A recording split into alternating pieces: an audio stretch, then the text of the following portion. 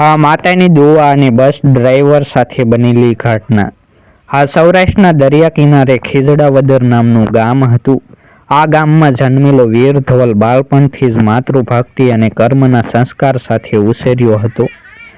તેના પિતા મેરામણભાઈ ટ્રક ચલાવતા, પણ એક અકસ્માતમાં તેઓ મૃત્યુ પામ્યા। ત્યારે વીર ધવલ માત્ર 10 વર્ષનો હતો। ત્યારથી ઘરની જવાબદારી અને દીકરાના સપનાઓને જીવંત રાખવાનું કામ માતા હીરાબાઈએ એકલીએ સંભાળ્યું।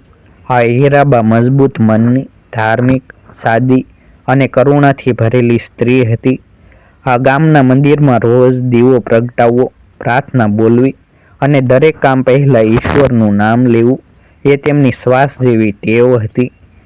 પતિના અવસાન પછી પણ તેના ચહેરા પર અડગતા એવી કે કોઈ પણ દુઃખ તેમને ડગાવી ન શકે। હીરાબા કહેતા, જીવનમાં રસ્તા કઠિન હોય તો પગ મજબૂત રાખવા, જો પગ ન ચાલે તો દુઆ ચાલે છે। આ વાક્ય વીર ધવલના દિલમાં પથ્થર પર લખાયેલી રેખા બની ગયું હતું। વીર ધવલ જ્યારે મોટો થયો ત્યારે તેણે નક્કી કર્યું કે હવે તે પોતાના પિતાના અધૂરા સપનાઓને રસ્તા પર પૂર્ણ કરશે। ગામમાં બસ ચલાવવાનો વ્યવસાય સન્માન અને કમાણી બંનેનું સાધન હતું, અને ખાસ કરીને દ્વારકા તરફના યાત્રાળુઓ માટે બસ સેવા એ જીવનરેખા સમાન હતી। વીર ધવલને ગામના બસ માલિક દલસુખભાઈએ ડ્રાઈવર તરીકે નોકરી આપી, કારણ કે તેમને ખબર હતી કે આ છોકરો રસ્તા પર નહીં, વિશ્વાસ પર બસ ચલાવશે। રણછોડ નગરી બસ દ્વારકા તરફ રોજ દોડતી। બસ ચલાવવાનો પ્રથમ દિવસ હતો। હીરાબાઈએ પોતાના પુત્રને કંકુનું તિલક કરી કહ્યું, યાદ રાખજે, સ્ટેરિંગ પર હાથ તારો હશે, પણ દિશા માતાની દુઆ આપશે। વીર ધવલે માતાના પગ સ્પર્શ્યા, આંખોમાં પાણી આવ્યા, પણ અવાજ મજબૂત રાખીને કહ્યું, માં, તું દુઆ આપતી રહે, હું બસ ચલાવતો રહીશ। બસ શરૂ થઈ। મુસાફરોમાં યાત્રાળુઓ, ગામની બહેનો, વૃદ્ધો અને વેપારીઓ બેઠા હતા। સૌએ નવા ડ્રાઈવરનો પરિચય લીધો। ત્યારે કોઈએ મજાકમાં કહ્યું, અરે, નવો ડ્રાઈવર છે, બસ ધીમે ચલાવજે, અમારે આજે જ દ્વારકા પહોંચવું છે। પણ વીર ધવલે શાંતિથી જવાબ આપ્યો, બસ ધીમે નહીં, સલામત ચાલશે, અને સલામતી ઝડપથી વધારે જરૂરી છે। તેના અવાજમાં જે અડગતા હતી એણે સૌને મૌન કરી દીધા। સમય પસાર થતો ગયો, અને વીર ધવલ પોતાના કામમાં એવો રણકતો બન્યો કે ગામમાં કહેવત બની ગઈ, વીર ધવલ બસ ચલાવે એટલે રસ્તો પણ સાથ આપે। રોજનો ક્રમ એવો હતો કે વહેલી સવારે 4 વાગ્યે વીર ધવલ ઉઠે, ઓટલા પર બેઠેલા હીરાબાને પગ સ્પર્શે અને પછી જ બસની ચાવી હાથમાં લે। હીરાબા દર વખતે એક દોહો બોલે, માર્ગ લાંબો હોય તો થાક તૂટે, માર્ગ કઠિન હોય તો પગ તૂટે, પણ જ્યાં માતાની દુઆ બેઠી હોય ત્યાં કાળનો પણ ભય તૂટે। આ દોહો માત્ર શબ્દ ન હતો, રક્ષા કવચ હતો। બસ ચલાવતી વખતે વીર ધવલ સ્ટેરિંગને પૂજા થાળી સમાન માને। તે ક્યારેય રસ્તા પર ગુસ્સો કરતો નહીં। કોઈ મુસાફર સીડિયું કરે તો પણ સ્મિતથી જવાબ આપે। તેની પત્ની કાશીબા પણ ગામની સમજદાર સ્ત્રી હતી। લગ્નને 6 વર્ષ થયા હતા। કાશીબા ઘરની જવાબદારી સંભાળતી, પણ પતિની રાત દિવસની દોડથી તેના મનમાં ચિંતા ઘણીવાર વાદળ બનીને ઊભી થતી। કાશીબા કહેતી, તમારું નામ તો વીર ધવલ છે, પણ રસ્તો તો કાળ ધવલ જેવો લાગે છે, ખબર નહીં ક્યારે શું થઈ જાય। ત્યારે વીર ધવલ કહેતું, રસ્તો કાળ ધવલ હોય તો પણ માતાની દુઆ શુભ ધવલ છે। તું ચિંતા ન કર, હું દુઆ સાથે બસ ચલાવું છું, અને દુઆ સાથે ચાલનાર ક્યારેય ખાલી હાથ પાછો ફરતો નથી। બસનો કંડક્ટર જગમાલ વીર ધવલનો જૂનો મિત્ર હતો। બંને બાળપણથી જ એકબીજાને જાણતા। જગમાલ હસતો, વાતુડિયો અને દરેક મુસાફરને પોતાની રીતે વાતમાં જોડી દેતો। પણ વીર ધવલની માતૃભક્તિ સામે જગમાલ પણ નમતો। એક દિવસ જગમાલે કહ્યું, વીરા, તારી માં જેટલી દુઆ આપે છે એટલી દુઆ તો રાજાને પણ ન મળે। વીર ધવલ જવાબ આપે, રાજા પાસે તલવાર હોય, મારા પાસે દુઆ છે, અને તલવાર એકને બસાવે, દુઆ અનેકને બસાવે। આ ખેજડાવદર ગામમાં બારોટ સમાજનું એક વિશેષ માનસ્થાન હતું. આ તેઓ ઇતિહાસ, વંશાવળી અને ધર્મની વાણીના રક્ષક. આ ગામના દરેક શુભ કામમાં, લગ્નમાં, ઉત્સવમાં અને મંદિરના પ્રાંગણમાં બારોટોની વાણી ગુંજે ત્યારે એવું લાગે કે ભૂતકાળના વીર પુરુષો પણ સભામાં હાજર થઈ ગયા છે. આ એક સાંજે ગામના મંદિરમાં દેવાયત બારોટ આવ્યા હતા.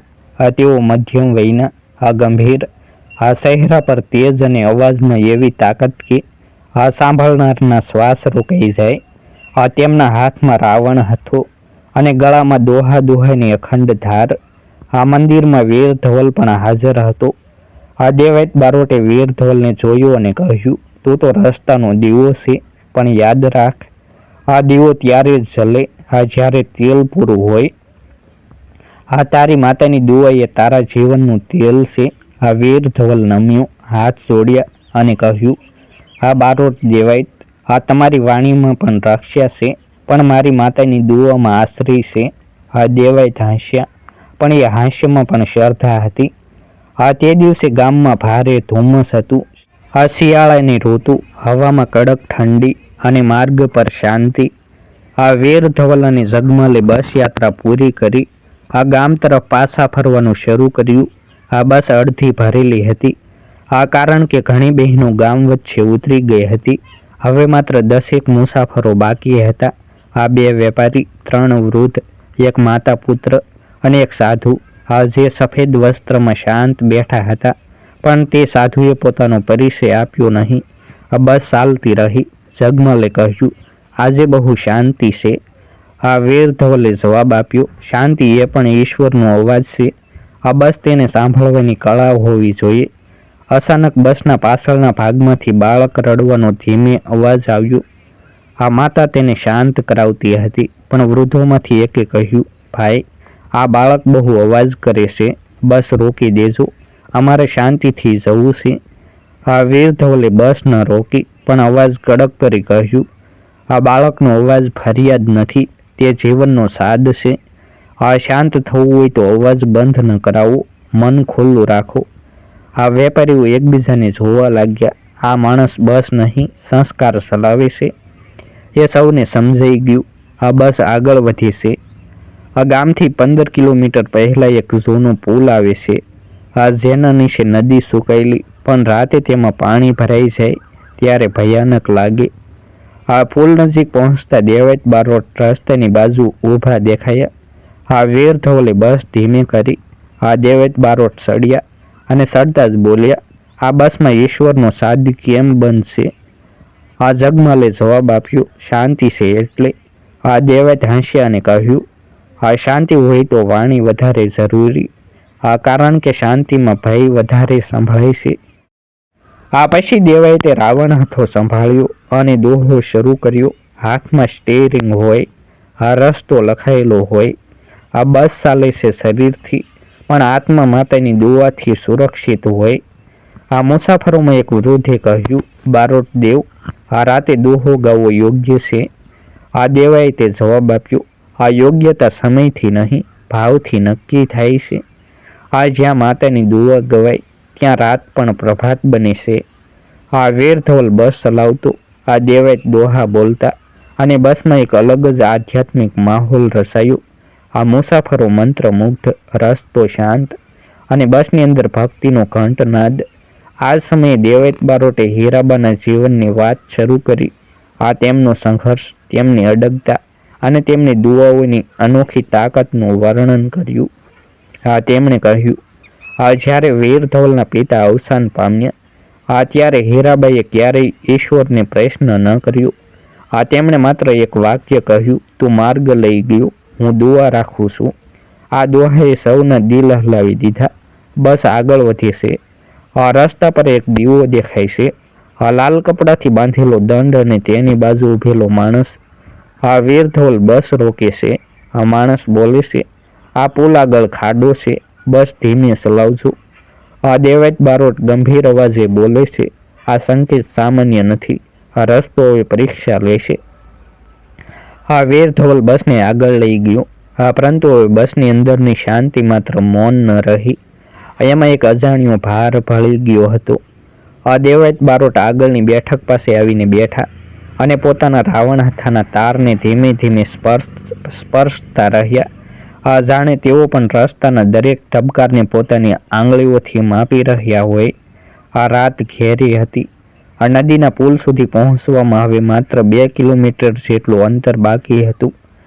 પરંતુ રસ્તો અજીબ રીતે લાંબો લાગતો હતો. શિયાળાની ઠંડી હાડકા સુધી ઉતરી ગઈ હતી અને પવનના સુસવાટામાં એવું લાગતું કે જાણે રસ્તો પોતે જ કોઈ જૂની કથા ફૂંકી રહ્યો હોય. બસમાં બેઠેલા વેપારી ગોપાલભાઈ અને જીવણભાઈ એકબીજાની આંખોમાં પ્રશ્નો શોધતા હતા.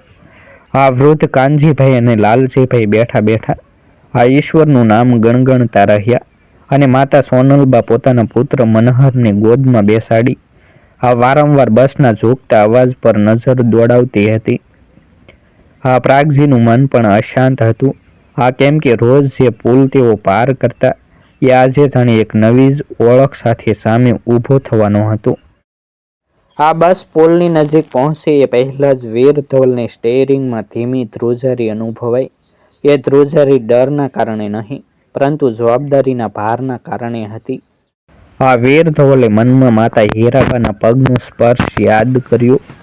તેમની દુઆઓની અખંડ શક્તિ યાદ કરી અને પોતાના શ્વાસને સ્થિર કર્યો. દેવાયત બારોટે ડ્રાઈવરનો ચહેરો જોયો અને કહ્યું, વીરા, રસ્તા પર માત્ર વાહન નહીં, વિશ્વાસ પણ ચલાવવો પડે છે. આજની રાત વિશ્વાસની રાત છે. જગમાલે પાછળ ફરીને કહ્યું, બારોટ દેવ, પુલ તો જૂનો છે, પણ લોકોનો ભય નવો કેમ લાગે છે? દેવાયતે જવાબ આપ્યો, કારણ કે ભય હંમેશા મનમાં જન્મે છે.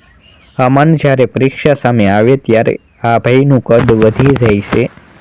પરંતુ જ્યાં દુઆ હાજર હોય ત્યાં ભય પોતે નાનો થઈ જાય છે. બસ પુલ સુધી પહોંચી. પુલના નીચેની નદી હવે સૂકી ન રહી. વરસાદી પાણી અને ઉપરવાસના વહેણાથી અડધી ભરાઈ ચૂકી હતી. પાણીનો પ્રવાહ શાંત ન હતો, એમાં એક ઉગ્રતા હતી. પુલના મધ્ય ભાગમાં એક મોટો ખાડો દેખાતો હતો. જે દિવસ દરમિયાન સામાન્ય લાગતો, પરંતુ રાતે એ ખાડો અંધકારના કારણે વિશાળ લાગતો હતો. પુલની બાજુએ ચેતવણી આપનાર માણસ હવે દેખાતો ન હતો. વીર ધવલે બસ ધીમે કરી. પરંતુ બસનું વજન અને પાછળના પૈડાની ગતિના કારણે બસનો એક ટાયર ખાડાની ધાર તરફ ખેંચાઈ ગયો. અચાનક જ એક કડાકા જેવો અવાજ આવ્યો અને બસ જમણી બાજુ ભારે ઝૂકી ગઈ. બસમાં શીશો નહીં, પરંતુ પ્રાર્થનાઓ ગૂંજવા લાગી. સોનલબા ઊભા થવાનો પ્રયત્ન કરતી હતી, પણ સંતુલન ખોવાઈ ગયું. મનહર ડરી ગયું, પણ રડતો ન હતો. કારણ કે દેવાયત બારોટની વાણી હવે વધુ ઊંચા સ્વરે દોહામાં ફેરવાઈ ગઈ હતી. માતાની દુઆ જ્યાં પુલ બને ત્યાં ખાડા પણ ભરાઈ જાય. રસ્તા જ્યાં કાળ લખે ત્યાં દુઆ ભાગ્ય લખી જાય. દેવાયતની વાણી બસમાં ધડકતા હૃદયોની ધડકન સાથે તાલ મિલાવીને ઊંચી થઈ રહી હતી. વીર ધવલ સ્ટેરિંગને બંને હાથથી પકડી બેઠો હતો. એ ક્ષણ એવી હતી કે એક સેકન્ડની ભૂલ પણ બસને પુલની નીચે ઉતારી શકે. પરંતુ વીર ધવલ ભૂલ કરનાર માણસ ન હતો. એ માતાની દુઆથી બનેલો રક્ષક હતો. જગમાલે તાત્કાલિક પ્રાગજીને કહ્યું, પાછળ જા. બધા મુસાફરોને મધ્ય ભાગમાં લાવી બેસાડ. વજન સમતોલ કરવું પડશે. પ્રાગજી પોતે પણ ઝૂકતા સંતુલન વચ્ચે પાછળ પહોંચ્યો અને દરેકને સમજાવીને બેઠા બેઠા મધ્ય ભાગ તરફ ખસેડવા લાગ્યો. વેપારીઓ અને વૃદ્ધો પણ મદદ કરવા લાગ્યા. બસમાં હવે ભયનો અવાજ નહીં, એકતાનો અવાજ હતો. મુસાફરો એકબીજાને પકડી બેઠા હતા અને નદીનો પ્રવાહ નીચે ઉછળતો હતો. બસના ઝૂકતા ભાગ પર હવે વજન ઓછું પડતું હતું. પણ ટાયર હજી પણ ખાડાની ધાર પર અટવાયેલો હતો. એ સમયે અચાનક જ પુલની બીજી બાજુથી એ જ સાધુ દેખાયા. જે સફેદ વસ્ત્રમાં બસમાં બેઠા હતા, પણ કોઈએ નોંધ્યું ન હતું કે તેઓ ક્યારે ઉતરી ગયા હતા. સાધુ ધીમે પણ ગાઢ અવાજે બોલ્યા, બસને ધક્કો નહીં, દુઆથી ધક્કો આપો. પછી તેમણે પુલની જમીન પર પગ જમાવીને બંને હાથ બસની લોખંડી કાંઠા પર મૂક્યા અને કહ્યું, વીરા, સ્ટેરિંગ છોડતો નહીં. તું દિશા રાખ. હું ધક્કો રાખું છું. આ શબ્દોમાં પણ એક ચમત્કારનો સ્પર્શ હતો. આ દેવાયત બારોટ તરત જ બસમાંથી ઊભા થઈને દોહો બોલવા લાગ્યા અને મુસાફરો પણ એ દોહાને પોતાની રીતે દુઓ બનાવીને બોલવા લાગ્યા. આ બસની અંદરથી પ્રાર્થનાઓનો અખંડ સાદ ઊભો થયો. આ જય માતા હીરાબા, આ માર્ગની રક્ષા કર, આ જીવનની રક્ષા કર. આ અવાજ પુલ પર લહેરોની જેમ અથડાયો અને સાધુએ બસને એક જ ઝાટકામાં મજબૂત ધક્કો આપ્યો. આ ખાડામાં ફસાયેલો ટાયર બહાર આવી ગયો. આ બસ સીધી થઈ ગઈ અને એક અડગ સંતુલન ફરી સ્થાપિત થયું. આ બસ સીધી થતાં સૌના શ્વાસ પણ સીધા થયા. આ પરંતુ હવે પુલ પર કોઈ સાધુ ન હતા. આ જાણીતીઓ પણ દુઓ પૂરી થતાં જ રસ્તામાં ભળી ગયા. આ સોનલબા રડી પડ્યા, પણ એ રડવું ડરના કારણે નહીં, આ રક્ષા મળ્યાની શ્રદ્ધાના કારણે હતું. આ કાનજીભાઈએ કહ્યું, આ મેં જીવનમાં ઘણા પુલ પાર કર્યા, પણ આજે દુઆએ પુલ પાર કર્યો. આ જીવનભાઈએ કહ્યું, આ રસ્તા પર કાળ હોય, પણ માતા હોય તો કાળ પણ વળે છે. આ વીરધવલ બસને ધીમે પણ ગૌરવભેર પુલ પાર કરાવીને બીજી બાજુ લઈ ગયો. આ દેવાયત બારોટ વીરધવલની તરફ જોઈને બોલ્યા, આજની રાતે રસ્તાએ નહીં, આ દુઆએ ઇતિહાસ રચ્યો છે.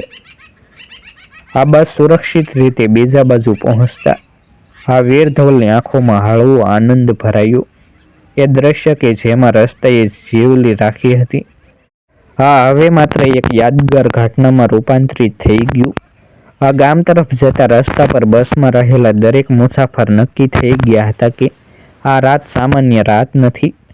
એ એક જીવન બદલનાર અને માનવ આત્માને જીવંત કરી દેતી દુઆની શક્તિ હતી. આ વીરધવલે ફોન કાઢી માતાને કોલ કર્યો. માં, બસ સુરક્ષિત પહોંચી ગઈ. આ તમારી દુઆએ મને અને તમામને બસાવ્યા. આ હીરાબાનો અવાજ કાંપતો પણ સંતોષભર્યો આવ્યો. આ મારો વીર, આ તું તો મારી આંખોની ઝાંખી છે. આ જ્યારે પણ તારી ચિંતા થાય, હું તારી રક્ષા માટે દુઆ માંગી લઉં છું. આજે પણ એવો જ દિવસ હતો. આ વાતચીતમાં તે તાકાત હતી. આજે બસ ચલાવતી વખતે વીરધવલને અંદરથી મજબૂત બનાવતી. આ બારોટ દેવાયત પણ આકર્ષક વાણીમાં બોલ્યા, આ મિત્રો, આ દુઆ નથી, આ માત્ર એક શબ્દ, એ તો એક જીવન શક્તિ છે. આ જે જીવનના અંધકારમાં પ્રકાશ લાવે છે. આ જ્યારે કોઈ માનવી પોતાના કર્મમાં અડગ હોય અને ઈશ્વરના ઓટલે વિશ્વાસ રાખે, આ ત્યારે અજાણ્યા સાધુઓને અજાણ્યા રાહ સહારે મળી જાય. આ ગામમાં આ ઘટના ખૂબ જ ચર્ચિત થઈ. આ દરેક ઘરે વીરધવલ અને તેની માતાની દુઆને નમન કરવા લાગ્યા. આ દેવાયત બારોટ મંદિરમાં ગયા અને હીરાબા માતાના નામે દીવો પ્રગટાવ્યો. આ જે હંમેશા આ ઘટના અને માતાની દુઆની યાદ અપાવતો રહેશે. આ વીરધવલ બસની કેન્ડલ બનાવી સ્ટેરિંગને સાક્ષી બનાવતો. આ લોકો સાથે તેમની દુઆઓ વહેંચતો. આ ઘટના પ્રેરણારૂપ બની. આ ખાસ કરીને બસ ચાલકો માટે એક સંદેશ. આ જ્યાં હાથમાં સ્ટેરિંગ પકડે ત્યાં દિલમાં માતાની દુઆ હોય. આ વીરધવલે કહ્યું, આ દરેક ડ્રાઈવર માત્ર વાહન ચાલક નથી, આ પણ જીવનના સંચાલક છે. આ તેમની સલામતી માત્ર પોતાના હાથમાં નહીં, પણ માતાની દુઆમાં છે. આ સડક પર જીવલેણ જોખમ છે, પણ માનવીય દ્રઢતા અને ધર્મની શક્તિ તેને દૂર કરી શકે છે. આ નોંધ, આ સ્ટોરી કાલ્પનિક છે અને તેમાંના પાત્રો પણ કાલ્પનિક છે, જેની નોંધ લેશો. ફરી મળીશું એક નવી સ્ટોરી સાથે. આભાર. જય હિન્દ, જય ભારત.